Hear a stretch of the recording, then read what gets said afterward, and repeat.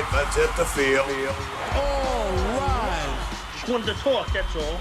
It's Friday, March 15th, and the Yankees were under the lights in Tampa against the Pittsburgh Pirates. We've got an opening day starter lined up, and Gleyber Torres continues to swing a red-hot bat this spring. My recap, your reactions coming up next. This is NYY Recaps. Welcome to Yankee Stadium. New York City. Just when they thought I was out. Hey, pull me back, kid. All right. How's it going, everybody? Welcome back. See a lot of familiar names in the chat. Just found out that July 5th, they're doing a George Costanza bobblehead giveaway. So, hate to break it to you who watch it every single day here on post-game recaps, but good chance we're not going to have a recap that day because I must acquire that bobblehead at all costs. I'm going to try and get to that game. Hey, before we get started, a couple pieces of housekeeping tonight. We've got a live show tomorrow night at 10 p.m. Terrence will be joining me again for a mid-spring, kind of spring in progress recap of what's going on, how we're feeling about things. And also, we are within striking distance of 37,000 subscribers, just a few short. So go ahead and subscribe if you are not subscribed. We do Yankee podcasts all year long and after most Yankees games during the season. I promise it's worth sticking with us. We try to have a good time, win or lose, and we'll try to have a good time tonight, even though the Yankees lost a tough game to the Pirates. So last time we spoke, Gerrit Cole, the injury was kind of up in the air. We didn't know what the situation was really going to be.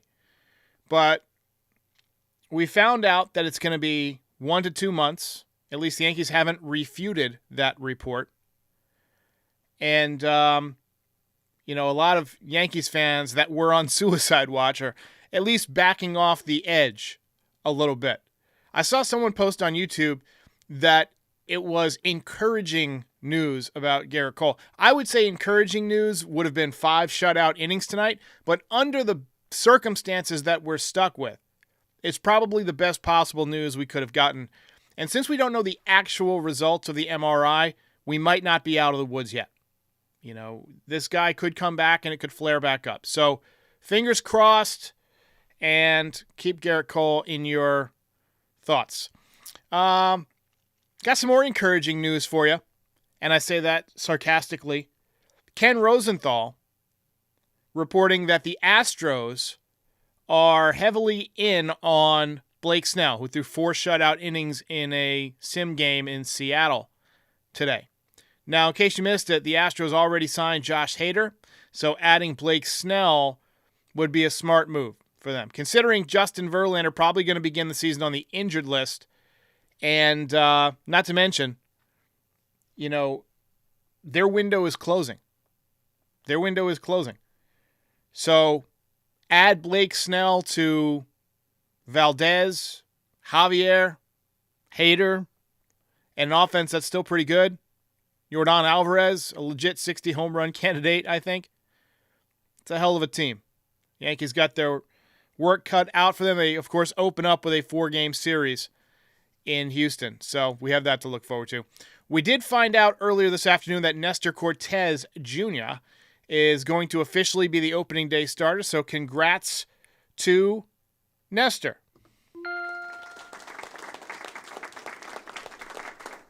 First time in his career for that. Something we've suspected for a few days now. I was hoping that we would have Aaron Judge back in the lineup tonight. That did not happen. Oh, another thought on Nestor Cortes that I had that I wanted to run by you guys. I feel like he might be a great guy to pitch on opening day because he's not a flamethrower. He's a guy who keeps guys off balance and creates weird swings and, with the shimmies and the sidearm and messing guys' timing up. You got a ruckus crowd. Everybody's geared up for the fastball. And he's going to be throwing that soft stuff at you. I think he could be a nice matchup for the Astros on opening day if he brings the good stuff. But anyway, Aaron Judge took some swings today, but still not back in the lineup. He did say that if it was the regular season, he would be in there. So I'm not too worried about him playing on opening day, but I am a little bit worried that he got hurt so quick in spring training, although he has been working out all winter. So, there's that, and we don't really know exactly what's going on behind the scenes. We can't see all of his work. So tonight we had Clark Schmidt on the mound. He's going to need to step up in Garrett Cole's absence. First thing I noticed tonight was that he was in really great shape. I don't know if this is true or not. I don't have the measurements in front of me, but it looks like he lost some weight from last season. It looks like he trimmed off some of that soft outer surface, and he's looking like he's in great shape. Threw the ball pretty well tonight. All right, chat is filling up, so let's get to the recap. All right, let's go. Let's get it going. Sam G says, Snell to the Astros is inevitable. Yeah, it seems that way. And Devin Nolan says, the Costanza bobblehead is the talk of Twitter/X and Yankees Universe. I have got to get me one of those. So I'll get this over with quick because it was a tough game for the Yankees, and I know a lot of you want to get back to your opening weekend MLB The Show binge/grind. Jason Dominguez, by the way, face scan, fantastic, but Anthony Volpe still looks like an alien himself. Bad face scan for Austin Wells, too. No mustache. But anyway, Clark Schmidt, pretty good in the first inning. Had a couple of strikeouts. Breaking ball was especially wicked, but it's always wicked with Clark Schmidt. He's got a wicked curveball. The problem has been getting deep into games. I'm not worried about him through the first trip through the order. It's after that. But we saw some good things tonight, and I'll talk about why I think it could get better for him. Yankees did make 3 errors in the first 2 innings, 2 of them by Clark Schmidt on bad throws. We spend $250 billion a year on defense. Pirates jumped out in front with a solo home run from number 9 hitter Brannigan in the top of the third. Schmidt ended up coming out after 58 pitches with nobody out in the top of the, with 1 out in the top of the fourth. Not concerned about the home run. Had a lot of swings and misses. For a spring training start, I thought his stuff was pretty sharp. He was around the plate, didn't have any walks, and he was throwing a cutter. And last year, you might remember, he added the cutter, and then it proceeded to get ripped for about the first month of the season. Well, today we saw more of a downward bite. Last year it was more linear. Today it was more of a downward bite. And I thought he pitched really, really well.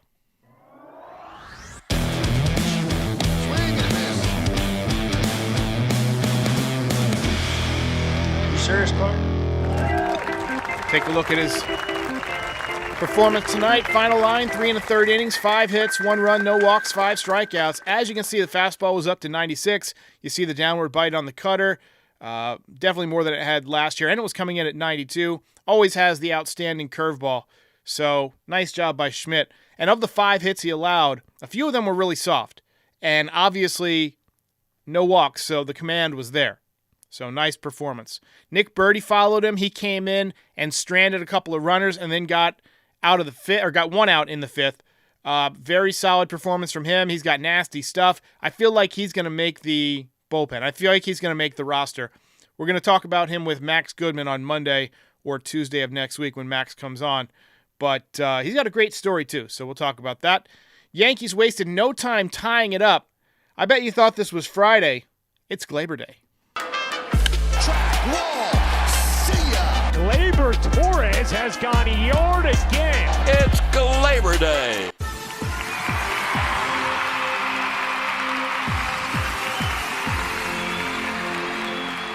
Third straight recap where Glaber Torres hits a home run. This is a slider down in the zone. Takes it the other way. Also had a double. He's hitting over 300 this spring. Playing outstanding defense as well this spring. This is not a guy who's just getting his work in. He is preparing for a monster contract year, and I am here for it. The Yankees need it. He also graduated from that point in his career where he was trying to pull everything. Now he's really driving the ball with authority the other way.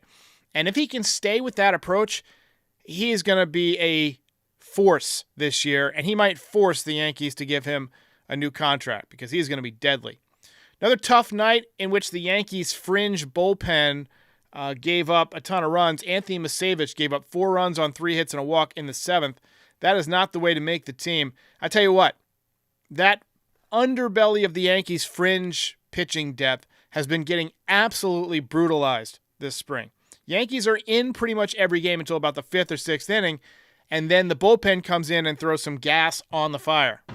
Hey, try not to give up any home runs on the way through the parking lot. Hey, you, get back here. Nice piece of hitting by Everson Pereira in the bottom of the 7th, opposite field single. Normally, I wouldn't bring up a seeing eye single in a meaningless game, but this is the type of thing I look for in the spring. I look for a changed approach, a better approach. Last year, he would have been bailing out trying to pull that baseball.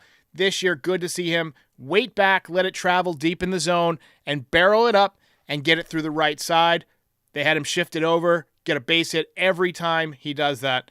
And if he can do it a lot more, he'll have a lot more success. Also needs to lay off the slider, but liking what I'm seeing from him this spring. Anyway, that's what I care about more than wins and losses at this point. But the Pirates do hang on to win, and the Yankees drop another one. Mission failed. We'll get him next time. You get nothing. You lose. Good day, sir. If you ain't first, you're last.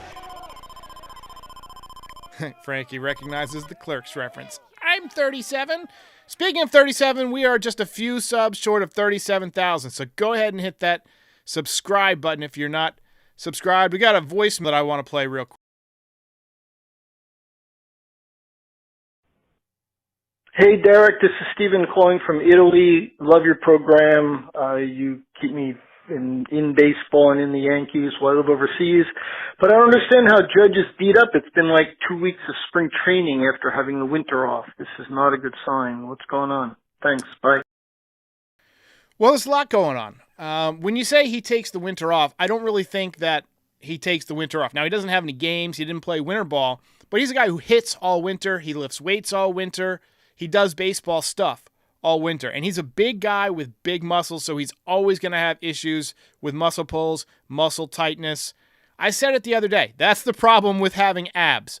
But I'm 100% certain that this is not serious. I mean, they're not treating it like it's serious. They're not talking like it's serious. MRI came back clean. They wouldn't have said that if there was something. He's just so important to this team that anytime he feels anything in spring training, you get him out of there. He's still got plenty of time to get ready for opening day. He's already faced some pitchers, and you can still work on timing work even if you're not playing. They have these cages now where you have a pitcher that's like a digital version of a pitcher, and then the ball comes out at 97 miles an hour, has nasty curveballs and stuff. So he can stand in there and get his timing down without actually swinging and putting more pressure on those that abdominal strain. But they want that to be completely gone. They don't want it to turn into anything that's going to keep him out for any extended period of time. Remember, it's cold in New York in April. You don't want him heading into April, 2 weeks into the season, and feeling like, he's got a abdominal pull and you're playing in 40-degree weather. You don't want that. So best to take care of it now. He's too vital to the team. He can still get ready. So I am not that concerned at all. Anyway, we had a question here about Michael Lorenzen. There has been some talk about Michael Lorenzen. You might remember him. He threw a no-hitter last year. Decent right-handed pitcher, pretty much a back end of the rotation guy. He can also pitch out of the bullpen. He remains unsigned. At this point, obviously, the Yankees not in on Blake Snell, not in on Jordan Montgomery, unless it becomes a surprise. We haven't heard them linked to Montgomery at all in months. What leads me to believe he's not interested in coming back, or the Yankees aren't interested in paying his price. But Michael Lorenzen is somebody that I can honestly see the Yankees picking up. Now, obviously, he won't be ready for opening day either. He's probably been training in the same way that Blake Snell has been training, following a program of throwing sim games and so forth, but not facing regular major league hitters. Now, he might be stretched out, but he's going to need to kind of work on sequences and things like that. I'm not super confident that the Yankees would sign him to be in the rotation, although it's possible, because, they've got some young arms that I think really could do the job and take the next step. For one, Luis Gil, what I've seen from him this spring, absolute filth. The other day he pitched 3 innings, struck out 8 hitters, throwing 101 miles an hour. The dude's ready, and he's back, and he's healthy. So right now I'm penciling him as my number 5 starter. Clayton Beeter has also had fantastic stuff. They were talking about Rocket Roger Clemens on the broadcast tonight, and to me, Clayton Beeter is an incarnation of a young Roger Clemens. Now, obviously not as talented as Roger Clemens, doesn't have the command that Roger Clemens has, but you look at their bodies, their body types are very similar. Their delivery, very similar. Big, strong, thick guys that can really bring the heat. So Beater is somebody that I'm encouraged by. And it's amazing. We got him in the Joey Gallo trade. So go figure. All right, let's take some comments here. Dr. Anarchy 69 says the Yankees are going to win based on their offense. Luckily, they have contact hitters not dependent upon home runs. I wholeheartedly agree. You know, as I was playing MLB The Show today, it just occurred to me, again, how much easier it is to make a good lineup with this roster. Because you can go righty-lefty, righty-lefty. You can go LeMahieu, righty, Soto, lefty, Judge, righty, Rizzo, lefty, Torres, righty. Let's go with Verdugo, lefty, Stanton, righty, Wells, lefty, and then Volpe, righty. You can go lefty, righty, lefty. And the only time you have back-to-back righties is when you turn the lineup over from Volpe to LeMahieu. That is something you could not say about this team in recent years. They've added that balance, which I feel like was a big reason that they weren't hitting. They've got more contact hitters now. You watch the at-bats that Juan Soto puts up. He's gonna make a lot more contact than a lot of the guys they've brought in. Verdugo, not a guy who I think has ever struck out 100 times in his career. Let me pull up his stats because I'm not 100% certain on that stat, but I want to find out for sure now. Alex Verdugo. But again, he's a guy who makes contact, a contact-hitting lefty who can hit you 270, 280, you know. So let's take a look at his traditional stats. I'm on the wrong page. I'm looking at Baseball Savant. I need to look at Baseball Reference because Savant's stats are a disaster. Alex Verdugo. I'm sure somebody probably already has it pulled up by now. But he struck out 96 times in 2021, and that's his career high. That's a first half for most Yankees hitters. That is a first half for probably seven of the guys in our lineup.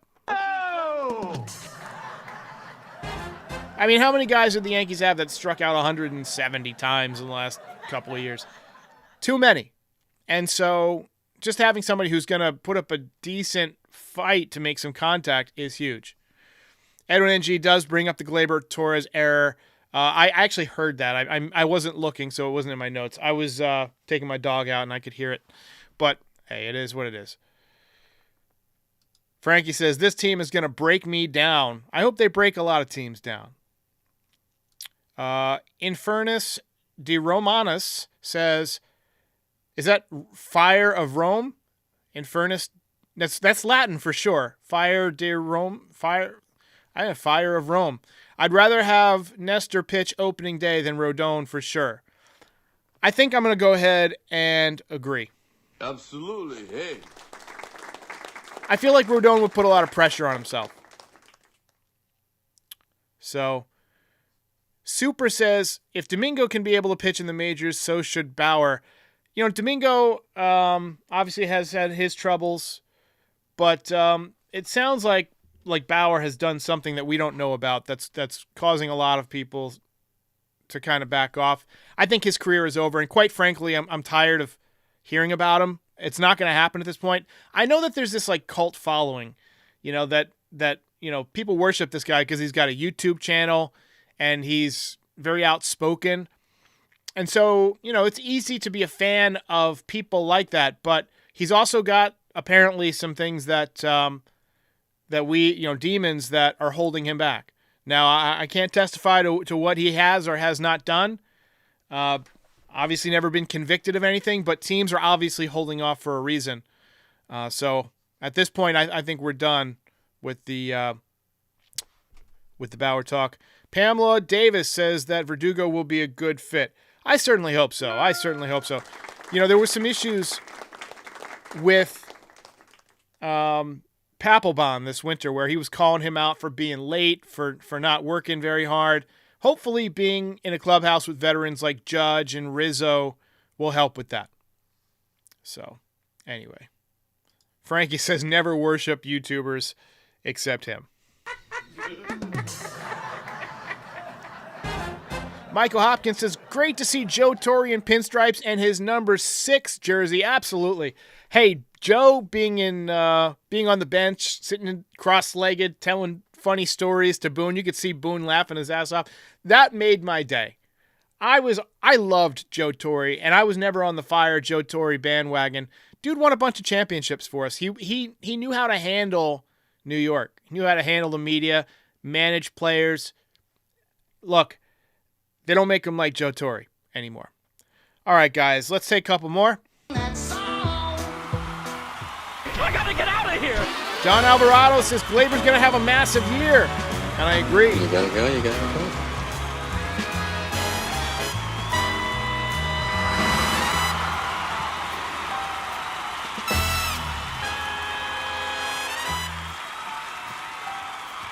Game over, man. Game over. Edwin NG says Beater could be the 5th starter. I agree he could. There's a non-zero chance that he wins that job, just based on stuff alone. And he was throwing strikes when I saw him. He's had issues with command in the past in the minor leagues, but not when I've watched him pitch this year.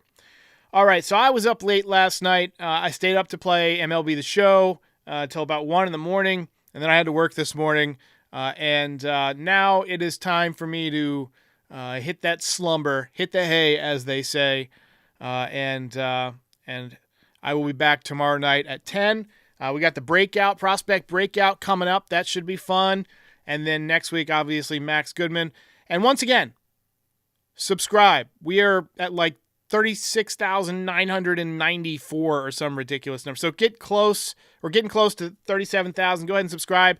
Got a lot of fun Yankees merch this year. NYYRecaps.shop. We got some Juan Soto stuff. We got Aaron Judge stuff. We got Garrett Cole stuff. You see the Juan Soto silhouette on the screen right there. We got the Soto Shuffle coasters. We got it on shirts, all sorts of stuff. So get your merch, support the channel. Thanks to all the members, and I'll see you next time.